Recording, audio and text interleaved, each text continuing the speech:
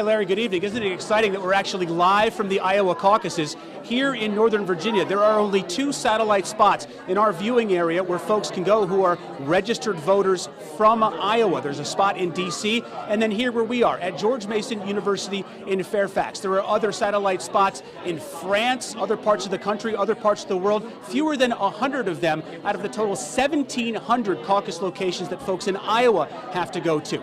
Now here tonight, they are registered to have 11 caucus goers. Why so few? That's just the amount of people that have to register to this site. But despite the fact that that's a low number, there is still a lot of momentum, a lot of excitement, and a lot at stake for the candidates here, despite there only being 11 people. Now, a question that's been asked out there today a lot: how does the Iowa caucus actually work at a precinct? I'm going to show you in 30 seconds, and I'm going to do it with the help of my toy dinosaurs. So I've got a couple of tubs of these here. What we're going to do is we're going to dump these out on the floor. There are 100 of these toy dinosaurs, okay? And these 100 dinosaurs, T-Rex is being a little stubborn, these 100 dinosaurs represent all of the voters, okay? For math, I just said it was 100. We're only going to have time to dump out one of them. I need you to pretend that this is 100 dinosaurs right here that represent people, okay? So what's going to happen in the caucus site tonight is the folks are going to come in, they're going to say, who are you with? If you're with Joe Biden, this group is going to come over to this side of the room. If you're with Bernie Sanders, this group's going to come over to this side of the room. If you're with Elizabeth Warren, this group's going to come over to this side of the room. Let's say you're with Andrew Yang, let's say you're with Tom Steyer, let's say you're with Amy Klobuchar, all right? So again, this is 100. So that's the first round of caucusing. What happens next is every candidate has to have 15%, right? So this is Joe Biden's candidates right here, the folks that are voting for him. They're locked in. Now over here, let's say that this is Tom Steyer. He needs 15%, 15 voters out of 100, right? He's only got 2 at this point. So what happens now?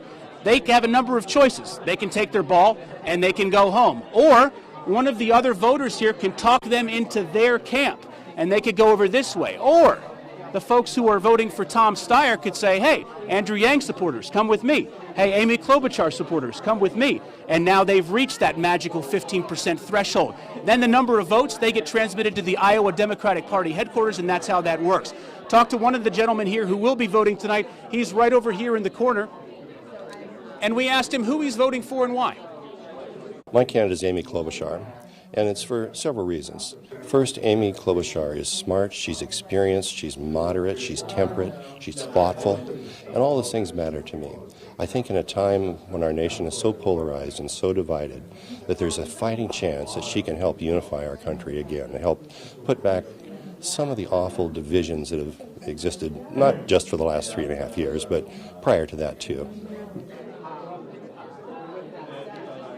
All right, so let me just leave you with one final thought, and that is why the Iowa caucuses are so crucial for the candidates involved. First of all, I can tell you that no candidate who's ever finished worse than third has gone on to win their party's nomination. It only happened one time, and that was on the Republican side. That was John McCain back in 2008. We'll be here live from George Mason in Fairfax to bring you the results of this caucus location and who they voted for, who basically won here, one of the first caucus sites here on the East Coast. We're live out here in Fairfax tonight for the Q&A. I'm Adam Longo. Let's send it back to you, Larry.